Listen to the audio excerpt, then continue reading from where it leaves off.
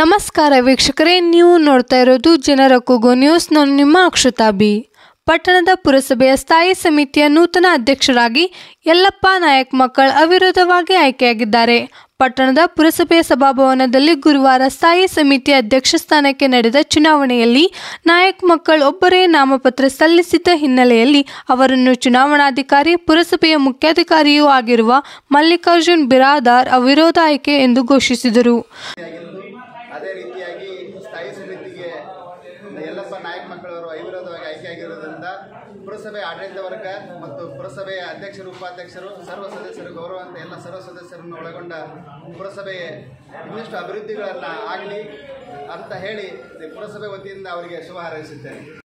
ನೂತನ ಸ್ಥಾಯಿ ಸಮಿತಿಗೆ ಅಧ್ಯಕ್ಷರಾಗಿ ಆಯ್ಕೆಯಾದ ಯಲ್ಲಪ್ಪ ನಾಯಕ್ ಮಕ್ಕಳ್ ಮಾತನಾಡಿ, ಶಾಸಕ ಅಪ್ಪಾಜಿ ನಾಡಗೌಡರ ಆಶೀರ್ವಾದದಿಂದ ಅಧ್ಯಕ್ಷರಾಗಿ ಆಯ್ಕೆಯಾಗಿದ್ದು ಅಧ್ಯಕ್ಷರೊಂದಿಗೆ ಅಭಿವೃದ್ಧಿ ಕಾರ್ಯಗಳಿಗೆ ಸಹಕಾರ ನೀಡುವೆ ಎಂದರು.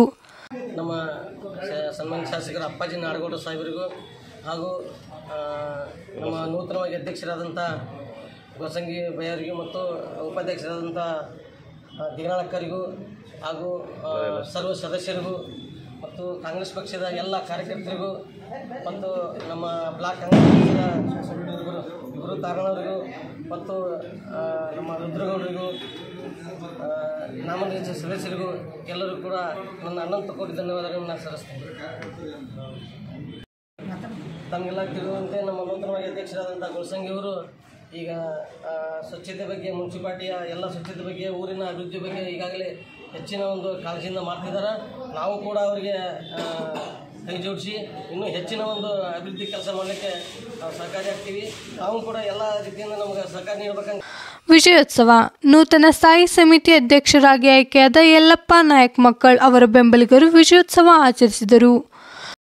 ಪುರಸಭೆ ಸ್ಥಾಯಿ ಸಮಿತಿ ಅಧ್ಯಕ್ಷರಾಗಿ ಕಾಂಗ್ರೆಸ್ ಪಕ್ಷದ ಮುಖಂಡರು ಮತ್ತು ಶ್ರೀ ಯಲ್ಲಪ್ಪಣ್ಣ ನಾಯಕ್ ಮಕ್ಕಳವ್ರಿಗೆ ನಮ್ಮ ಸಂಸ್ಥೆ ಎಲ್ಲ ಕಾಂಗ್ರೆಸ್ ಪಕ್ಷದ ಮತ್ತು ಪಕ್ಷಾತೀತವಾಗಿ ಎಲ್ಲರೂ ಕೂಡ್ಕೊಂಡು ಇವತ್ತು ಅವರು ಆಯ್ಕೆ ಮಾಡೋದಕ್ಕಾಗಿ ಎಲ್ಲರಿಗೂ ಮೊಟ್ಟ ಮೊದಲು ತುಂಬಾದ ಅಭಿನಂದನೆಗಳನ್ನು ಸಲ್ಲಿಸಕ್ಕೆ ಇಚ್ಛೆಪಡ್ತೀವಿ.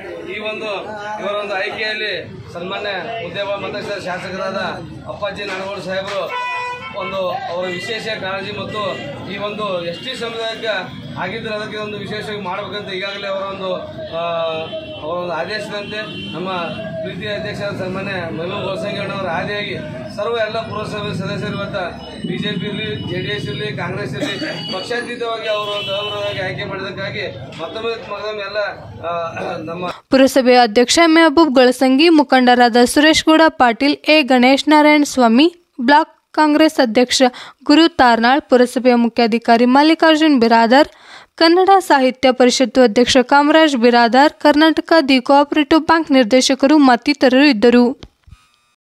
ಇನ್ನಷ್ಟು ಸುದ್ದಿಗಾಗಿ ನೋಡ್ತಾ ಇರಿ ಜನರ ಕೂಗು ಯೂಟ್ಯೂಬ್ ಚಾನಲ್. ಇದು ನಿಮ್ಮದೇ ಧ್ವನಿ. ಸಬ್ಸ್ಕ್ರೈಬ್ ಮಾಡಲು ಮರೆಯಬೇಡಿ.